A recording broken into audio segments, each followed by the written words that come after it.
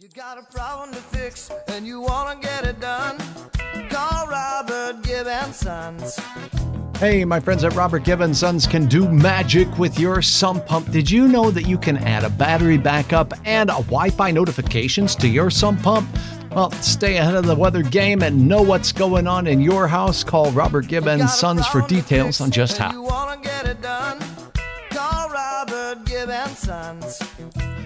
All right, I hope your Monday is going off to a good start. We do have some soggy rainfall working its way through the area, and we'll take a look at rainfall amounts. More rain is in the forecast.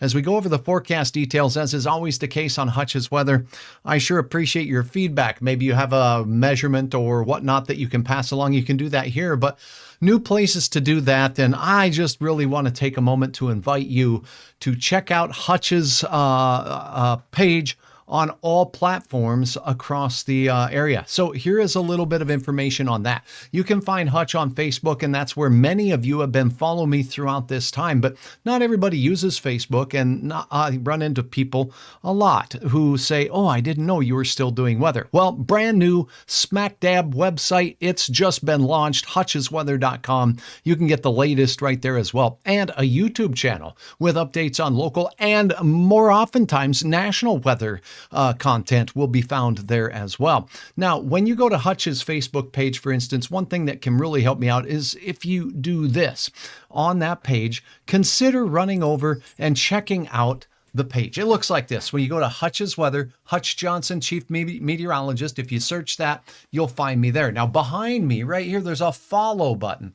Click on follow. There's a lot of you that see the broadcast from time to time, but you don't follow. I encourage you to do that. And all of you that have done this, thank you so very much for passing the good word that Hutch is still doing weather, both here on Facebook and elsewhere. You can find me on the webpage as well.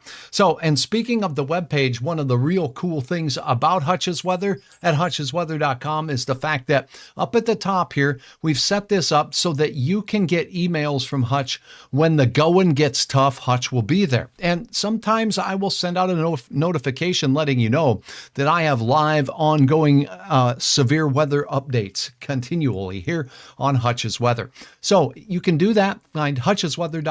And like we were just speaking about, if you happen to have a rainfall measurement today, for instance, why not go give it a try today? Scroll down to the bottom. You're going to see the upload your photos and videos button. Hey, share a photo of your rain gauge. I know we had some soaking showers across the area today, and that's what we're going to get to right now. First, let's take a look at that radar and show you where things are at the present time. Most of our showers sliding off to the east, things quieting down out to the west. It's been a cool day.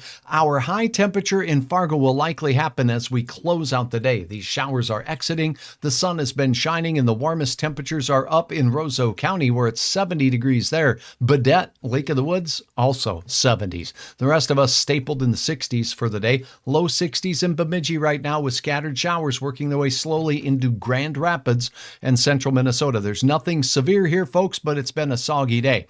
Now, taking a look at where the clouds are clearing in Aberdeen, your temperature's lurching up to near 70 degrees as well.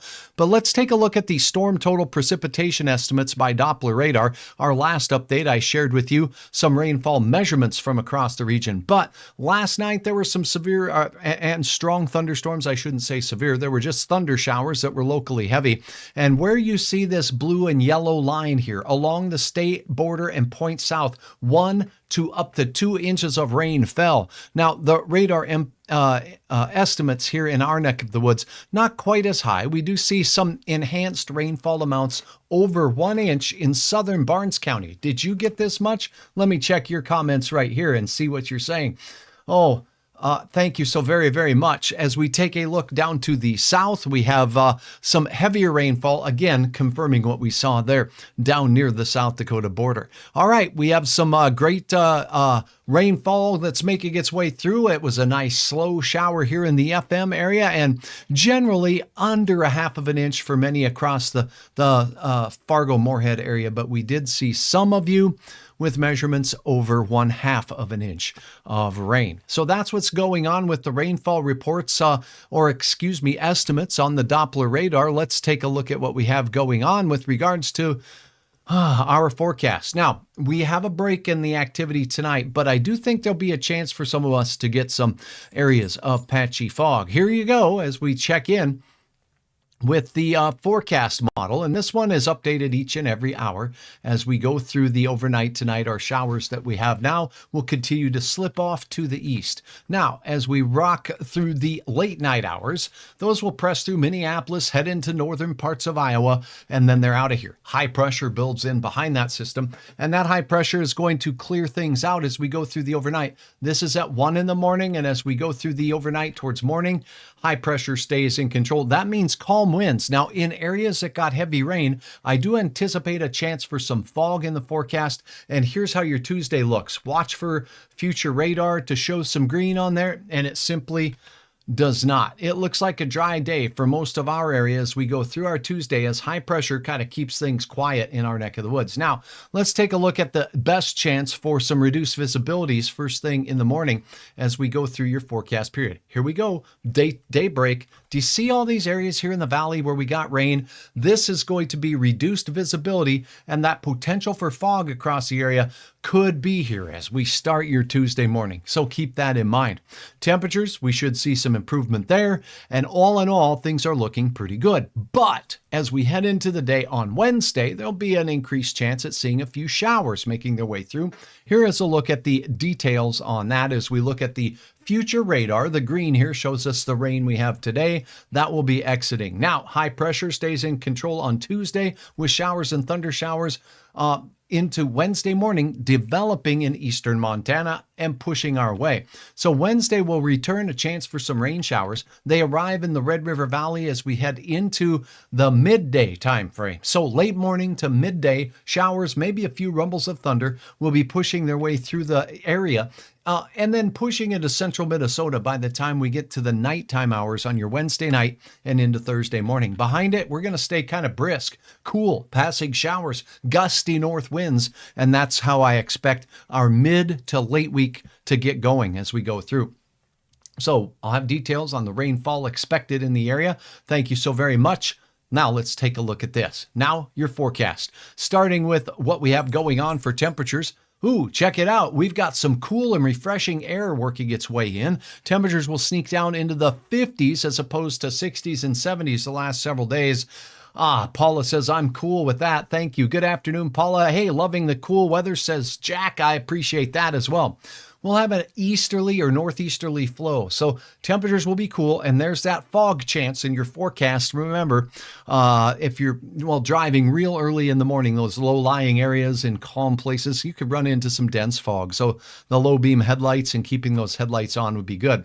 Temperatures for your afternoon, look at this. All of us springboard back up. Grand Forks, 83 degrees. Your snapshot forecast right there on your Tuesday morning. 80 degrees in Fargo to start your day there. And temperatures elsewhere will generally be in those mid-70s. All in all, a lovely day, mostly sunny. Once that fog burns out, look at the heat returning. For my family and friends out in eastern Montana, all the way from Freud and Plentywood down through Sydney and Glendive, where it will be 91 at 5 in the afternoon tomorrow, sweating it out. Now a look at the rainfall as we go into the day on Wednesday. After a quiet day on Tuesday, here come those showers. The best chance looks to be in our southern counties again, but there'll be a batch of showers along the north as well with a break in between. So this could slide north or south either way. Just suffice it to say that many areas will have a chance at picking up around 1/10 of an inch. Anywhere in this area has a good chance at that. However, we will have a chance at seeing some areas picking up closer to 3/4 of an inch of rain as we go through your Wednesday. So this is the rainfall potential by Thursday morning when you rise and shine.